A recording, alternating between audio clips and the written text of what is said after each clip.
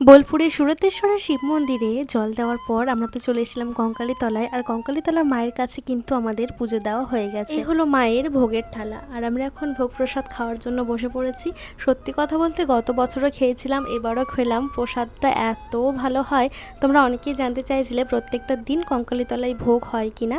হ্যাঁ, এখানে মায়ের প্রত্যেক দিন ভোগ হয় আর প্রসাদ খাওয়ানো হয়। 2-3 রকম মূল্যের ভোগের টিকিট তোমরা পেয়ে যাবে। যতদূর সম্ভব একরকম ভোগের টিকিটের মূল্য হচ্ছে 60 টাকা, আর আমরা এই যে ভোগটা নিয়েছি এটা হচ্ছে 150 টাকা। কঙ্কালী তলায় ভোগ খাওয়ার পর আমরা চলে আসলাম 51 পীঠের আরো এক সতীপীঠ ফুললরা তলায়। এখানে পৌঁছে দেখি মায়ের ভোগ চাপানো হচ্ছে, তাই গর্ভগৃহ কিছুক্ষণের জন্য বন্ধ আছে। মোটামুটি আধা ঘন্টা মতো আমরা একটু ঘুরে ফিরে দেখছিলাম। জায়গাটা কিন্তু ভীষণ সুন্দর, একদম মনোরম পরিবেশ।